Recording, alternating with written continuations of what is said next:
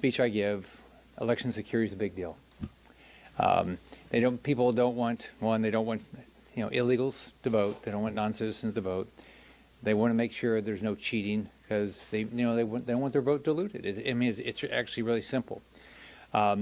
We know that Alabama, Virginia, and Texas have kicked 16,000 people off the voter rolls. We know that Texas said they were non-citizens. We know that Texas said that 2,000 of them had voted in prior elections. So we know this happens. And put it all in perspective, elections are won by a few votes. My election 18, ultimately I won by 10,000 votes. So I think anybody that's ever been through a close election is really concerned that this, we cannot let any of our votes be diluted. Democrats claim that we don't need to take additional action because non-citizens voting in federal elections is already illegal, which it is. If that logic holds up, then why do we do IDs to buy alcohol? When it's already, if it's illegal, why do we have to do that? Why do police set up DUI checkpoints or watch for speeders if drunk driving and speeding are illegal? It's illegal. So we do it because checks and balances work. Here's an even better question. Why do we have Border Patrol if crossing the border without documentation is already illegal? Because we know checks and balances work. We do these things because having laws without enforcement, as we all know, does not work. We've seen at the border as Biden and Harris, more than 10 million people have crossed our border illegally. Now they seem to be perfectly fine with letting them vote in elections. That's wrong. No non-citizen should vote, and elections have consequences, and nobody wants their vote diluted. There are clearly loopholes that must be addressed. Current law doesn't require you to submit proof of citizenship when registering to vote. Just all you have to do is, if you've seen the form, you just check a box.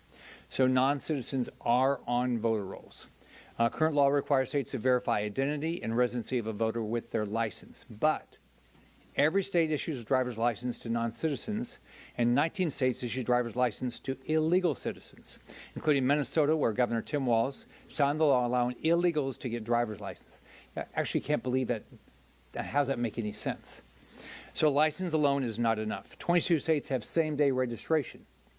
A non-citizen could show up, register without proving citizenship, vote, and have it counted in our elections. That's wrong. So ask yourself, why is he so afraid of the SAVE Act? Why does he not put this up for a vote? The House has already passed this. Doesn't have to be attached to the CR. Why doesn't he put it up? The answer is simple. Harris, Schumer, Democrats, they intentionally open the border and allow people to come here illegally so they get to vote in our elections. They think that's going to help them win. They can't win on their policies because people, if you do any poll, you look at the Democrats' policies, Democrats would lose. I've been in tight elections. Basically, all my elections are tight. I hope this year it's not so tight.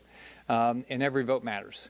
We have to make sure we ensure that there's actually zero fraud. We've had races in Florida that have been won by less than 20 votes while I was governor. So every vote matters, and non-citizens should never vote. So it's very important that we get this passed. Whether we get this passed as part of the CR or we get this passed separately, we ought to get it done. Now, the sponsor of the bill, Senator Mike Lee. Thanks so much, Rick. Look, no corporation would hold a shareholder vote in which non-shareholders were allowed to vote. When you board a plane, when you get a marriage license, a hunting or a fishing license, you pick up a prescription, you go to the doctor, you do all sorts of things that Americans do every day. You're required to show a form of ID. It does a couple of things. It allows you to prove who you are, because proving who you are, identifying who you are, may determine whether or not you're available to do, you're eligible to do that thing. Whether or not you're the person whose name is on that prescription. Whether or not you're the same person whose name is on the airplane ticket. You have to prove that. It would be insane for us not to have any similar requirement attached to one of our most fundamental activities in our Republican democracy, which is the right to vote. You look at almost every country worldwide, they require some sort of identification in order to do that. Now, what we're talking about here is the identification required in order to cast a vote in a federal election, we as a federal lawmaking body typically don't have authority over state and local elections, but we do have some authority over federal elections. An existing federal law prohibits non-citizen voting. A lot of people, as Rick Scott mentioned, think that's the end of the inquiry. That's no more the end of the inquiry than it would be to say, well, it's already illegal to kill somebody with a gun, therefore we don't need any laws whatsoever regarding, I don't know, your ability to prove your age and identity and your status as a non-felon before buying a gun. That's absurd. Current federal law is made almost impossible to enforce on this front. In other words, when we look at that law, the existing federal law that says you may not, as a non-citizen, vote in a federal election, it's been made very, very difficult by a couple of factors. Number one, passage in 1993 of the National Voter Registration Act, which allows people in all states, in fact requires states, when you go in to apply for a driver's license, to be offered up a form. Would you like to register to vote? And once that happens, you fill that out. And by checking a box and signing your name, you can, in one fell swoop, apply for a driver's license and register to vote in federal elections. In all 50 states, plus the District of Columbia, you can get a driver's license, even if you are a non-citizen. In 19 states, you are able to get a driver's license, even if you are an illegal alien. So in all those circumstances, when you apply for the driver's license, by checking a box and signing your name, you can register to vote. This is exactly why some of these states that have looked at it, like Texas, have found 6,500 non-citizens just through their initial review of some of their voter registration files. I don't even know if they went through all of them. 6,500 non-citizens who were registered to vote, known non-citizens. Of those, nearly a third, 1,930, had previously voted in one or more elections. So this is simply false to say because it's illegal, it can't happen, and in fact, it doesn't happen. That is not true. Now, the need for this is made even more pronounced when you consider the impact of a Supreme Court ruling just a few years ago. A majority opinion issued by Chief Justice John Roberts in a case dealing with an Arizona policy concluded, wrongly in my view, that the 1993 National Voter Registration Act actually precludes the state from asking for any kind of proof of citizenship, even if they know or suspect that the person is a non-citizen, that they cannot ask for anything else. So this is intended to plug that hole.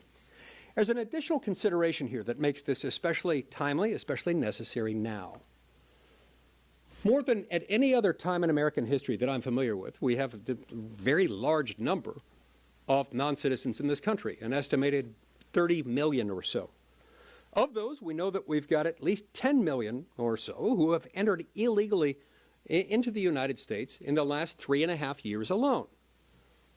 Now, with something approaching 10% of our nation's population consisting of non-citizens, coupled with the Supreme Court ruling, wrongly in my view, interpreting nonetheless, the National Voter Registration Act as precluding the states from asking for that, coupled with the fact that in all 50 states plus D.C., a non-citizen can easily apply for registering to vote while getting a driver's license, and the fact that the state can't ask anything beyond that. The SAVE Act is absolutely necessary. Look, we all know that elections, including and especially presidential elections, tend to be decided within a pretty narrow range. In fact, within a few states, and very often within just a few counties nationwide. And it would be folly for us to leave open this vulnerability. Now, there are those, finally, who will make the argument against this. This is unnecessary for the additional reason that it's too late for it to do any good. Absolute, utter nonsense science fiction fantasy. That is not true that it would do no good. Let me explain briefly why. In 22 states, so nearly half of all voting jurisdictions in America, you are allowed to register to vote up to and including Election Day, same-day voter registration. Therefore, there are a number of people who may not have applied to register to vote so far under the NVRA who could do so up to and including the day of the election. In addition to those 22 states, many other states allow voter registration to continue up until some moment prior to Election Day. And finally, this bill has within it a criminal penalty that would attach to anyone who knowingly registers a non-citizen to vote in a federal election. The combined deterrent effects of these makes this bill not only helpful, but eminently necessary. And the reason we need to attach this to the spending bill has everything to do with the fact that this is the last train leaving the station between now and Election Day. If Americans are going to remain in control of their own government, for heaven's sakes, we should let only Americans vote in our elections. Thank you. Ron Johnson, you're up next. Well, first of all, I want to thank Senator Scott for leading this conference and for Senator Lee for leading on this bill. He's provided a pretty complete explanation of why I think this is necessary. Yeah, I just wrote a column for the Federalist last week where I kind of laid out, certainly my rationale, but I also tried to debunk, so much of what we hear from Democrats, from the mainstream media, that our elections are perfect and these things are totally secure. It's simply not true. There's one side of the political spectrum that does want to make it easy to vote, but wants total election integrity. There's another side that wants to make it easy to cheat, and I think you know who that is. One of the things I pointed out in the column, for example, in Wisconsin, is much as we're told that 2020 was the most secure election in our history, that's not true. In Wisconsin, we had 170 absentee ballots, and I'll be charitable here, they were improperly cured by election clerks. That's not allowed by Wisconsin law. Now, the Supreme Court didn't want to, remedy that because the remedy was almost unthinkable, tossing out 170,000 votes. So that improper action stood. We had Zuckerbucks and pay for people that pretty well took over the Green Bay election system to the point where they put so much stress on the election clerk, she resigned, and then their political hacks took over the election system for the 2020 election in Green Bay. We had something called balloting in the park, completely illegal in Wisconsin, and yet 117,000 ballots were harvested during that event. We had seniors voting without the proper supervision by election helpers. So there were so many things indisputable in Wisconsin where it was a very close election. And for anybody to say that illegal immigrants can't vote or non-citizens can't vote, it can't happen. We know that they do. In my column, I point out, for example, Mike talked about Texas, Virginia, just recently purged over 6,300 non-citizens from their voter files. They did it by comparing DMV records with their election system. Again, 6,300. In Boston, 70 individuals requested to have their names taken off the rolls. I'm sure that they don't want their immigration benefits impacted. In Ohio, where they went through a multi-phase audit, 499 non-citizens were taken off the rolls. Now, this is just the tip of the iceberg. When you have the Biden administration with an executive order telling their federal agencies, possibly unlawfully, to register voters, anybody think that the Biden administration is going to register voters in a nonpartisan way? And I'll just end on this note. I mean, I can think of no other reason that a president of the United States, a vice president who's the border czar, Democrats in Congress would support and promote and facilitate an open border that is a clear and present danger to this country. The rapes, the murders, now that the Venezuelan gangs taking over apartment cities, laying the seed for taking over communities like the cartels do in Mexico. This is unbelievably dangerous. Why would you, as a responsible elected official, do that? I can think of no other reason than to bring in a bunch of people very grateful to you and encourage them and facilitate their ability to vote unlawfully. That's the reality of the situation. It's an awful reality, which is why, in the end, we should do everything we can to pass the SAVE Act to at least mitigate that harm. And I guess next, Senator Marshall. Yeah. All right. Well, thanks, Senator Johnson, and good afternoon, everybody. Is there anything more vital to the survival and success of our democracy, to our republic, than election integrity? I would argue there isn't. Doesn't it make more sense that the people voting for the representatives or their president, that they should be citizens of the country? And of course, oh, by the way, that is the law of the land. But let's put some teeth to it to make sure that truly happens. Today across America, you can't get through a day without your ID. You can't hop on an airplane. You can't get a hotel room. You can't open a bank account without a valid ID. Doesn't the election process, if you could put a value on getting a hotel room or opening a bank account versus the value of being able to vote in this country, isn't that vote, the integrity of the election, have more value than any of those other processes? But astonishingly, our friends across the aisle are prepared to shut down the government to prevent proper identification to vote or for proof of citizenship to register to vote. Now, American citizens all had the same question. What are the Democrats afraid of? Indeed, the Democrats, are jeopardizing the integrity of our elections. They are the threat to democracy. And again, we ask why? Why do they want this bar to be so low to vote or register? It's because they've spent years courting millions of illegal immigrants that they've ushered across the borders in hopes of swinging a few tight elections in key states. There are those who say that this isn't necessary, but states like Texas and Virginia have found thousands of ineligible voters, including a significant number of non-citizens, on their current voter rolls, proving this is a real threat to our democracy. Our elections, especially in battleground states, can hinge on a few thousand votes. Protecting the integrity of our system by requiring proof of citizenship isn't controversial. It's actually common sense. Just as we have laws to prevent speeding, we need laws to prevent illegal voting. Passing the SAVE Act is the right thing to do to protect this democracy. And Coach Tuberville's up. Thank you. This is, I'm new here. I'm amazed.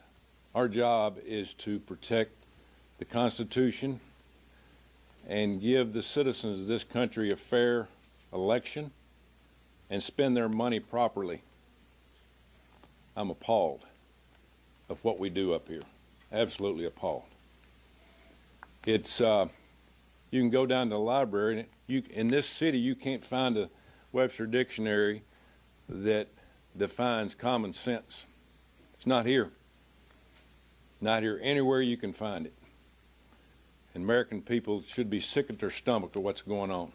You just heard my colleagues talk about this, and I want to thank Senator Lee for authoring this bill, along with Congressman Chip Roy over in the House, carrying the water for it over there.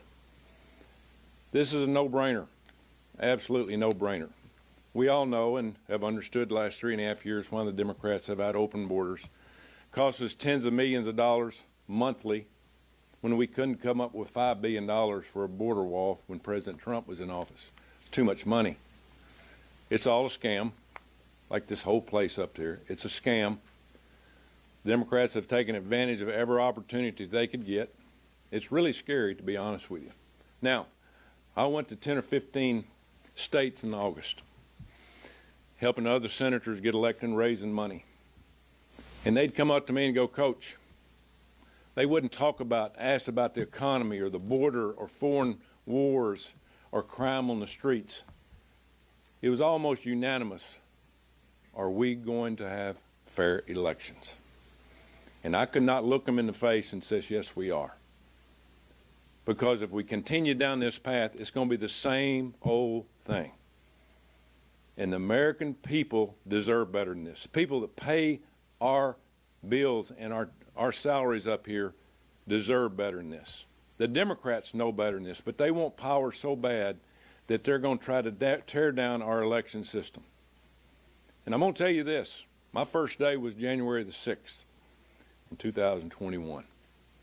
And what's going to happen if we do not show the American people that the elections are going to be fair and they're going to be satisfied with the outcome, no matter whether Republicans win or Democrats win, you are going to have hell to pay in this country. It's coming. And I'm not so sure that's not what the Democrats want. It's an embarrassing situation for me as a taxpaying American citizen for the last 35, 40 years, it's embarrassing to know that we have less control over our election system than we have on anything else. And that's all American taxpayers and the citizens want in this country. They want to know that their vote counts and that whatever happens in November, that they feel good about it, whatever happens. But you know what? That's not going to be what's going to happen. You're going to have problems, and it's because the Democrats will not bring this bill to the floor, pass it, and tell the American people, we're with you, we're going to have fair elections no matter what happens, and we're going to be able to put our head on the pillow at night and know that nothing's going to happen the next day or the next week, and we're going to go and make this country better. Democrats ought to be ashamed. Chuck Schumer ought to be ashamed. The Senate needs to get a backbone, bring this to the floor, and let's pass it, and let's get a budget, and let's get a bill passed to make elections fair. We can answer any questions anybody has. Yes. So Congressman Corey Mills is one of the members in the House who he signed on to the SAVE Act, but he doesn't support this strategy of attaching it to the CR because he says at this point, 55 days out from the election, there's not even enough time to actually implement this before the November election. How do you respond to that?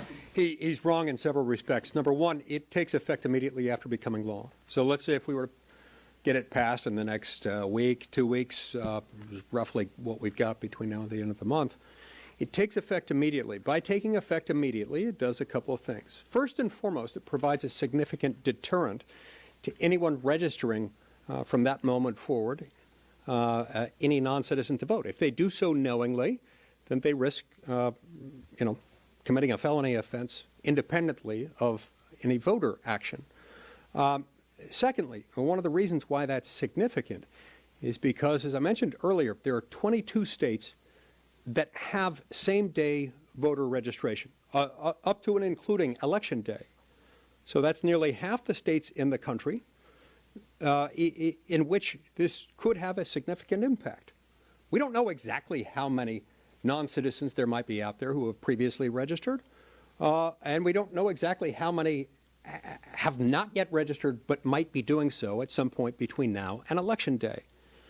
But we do know that there is lag time between now and Election Day, and that some of those could register to vote and vote between now and Election Day, especially in those 22 states, to say nothing of the other states that, while not allowing same-day voter registration on Election Day, allow it up until some late date prior to the election. So have great respect for Representative Mills. I look forward to talking to him personally about this. I've been trying to reach out to him on that issue in particular. We haven't yet connected, but I look forward to explaining that to him. He's been misinformed on that front. This would make a difference. It would make a big difference. And all of this begs the question, if, as many Democrats are saying, and unfortunately some Republicans, if this is unnecessary, why oppose it? What's the worst that can happen? If this really isn't a problem, if this really would do no good, why do you oppose it? And why would you oppose attaching it to a spending bill? Why worry about that? It worries me greatly that some are obsessively worried about it, and we need to ask why. Yes. Senator, how do you think you're going to vote on this if it's not included in the Well, first off, we're going to see what the House does. Hopefully they'll get passed out of the House and it'll come over here and then we'll have a vote on it. But the right thing to do is Schumer ought to bring it up. Look, I think it ought to be part of the CR, but just bring it up by itself. The bill's already passed the House. Just bring it up by itself and get it behind us. Yes. Do you support shutting down the government over this issue? Of course not. There's nobody up here that wants to shut down the government. I don't know one person. No, I don't know a Republican in the country that wants to shut down the government. Senator, after the debate last night in sticking to immigration, a lot of chatter online has been about the whole idea that Haitian immigrants are eating pets. So my question to you three, one is, do you believe that is happening? And two, given that immigration is an issue that Republicans consistently outvote Democrats on, was that the right strategy to bring on the debate stage yesterday? Well, I've read some of the articles about Springfield, Ohio, so I have no idea what's happening there, just other than what I've read. So I have no idea. I know in Florida we have a big Haitian community, and they're hardworking people. They're business owners. They're They go to church. I spend a lot of time going to Haitian churches, and so it's a wonderful group of people. But what begs the question is, we only having this issue because the border's open. We would be having this conversation if the border was open. Harris and Biden intentionally opened the border, and that's why we're even having these issues. So, every candidate has an opportunity to decide how they're going to do their debates. But I can just tell you, we're only having this conversation because the border's open. Let me quick take a crack at this. It doesn't surprise me, but it's absurd that this is the question we've been asked in the hallways. We have been asked by the media about the rapes and the murders and all the migrant crimes that are being created by this. Okay, we're not being asked about that. This is what the press is fixated on. The fact of the matter is we have an enormous problem in this nation because of the Democrats' open border process. Again, it's a clear and present danger, as I described previously. What Senator Lee is trying to accomplish with this bill that he introduced in the Senate is what should be completely bipartisan, nonpartisan. Every American, as Senator Tuberville was talking about, every American should have confidence in the result of the election. There's nothing partisan about that. The fact that in 2016, half America didn't acknowledge that as a legitimate result. Fast forward to 2020, the other half of America is not accepting that as a result. Now, the election deniers from 2016, not a problem. Deny it all you want. 2020, it's the end of the republic. Okay? It's an unsustainable state of affairs. So all we're trying to do is what I think the vast majority of Americans want. I mean, 80% support voter ID because they only want people eligible to vote. So again, it's absurd to be focusing on one issue as it comes to migrant issues as opposed to ignoring, again, the rapes, the murders, the Venezuelan gangs taking over apartment complexes, all of a sudden lawless sections in different parts of our states. This is a huge concern. We're only seeing the tip of the iceberg of this, and we're going to be living with the negative consequences of Biden and Harris's open border for decades. But Senator, President Trump brought this issue into the debate yesterday. He could have talked about all of those issues as well. So the reason we're asking this question, and he did, and all you're focusing is on this. Okay. Again, I think we've all seen the reports. I can't verify all of them. We've seen the reports, but the main point are the rapes, the murders, the clear and present danger that the Biden-Harris open border policy is creating for this country. But I can just tell you,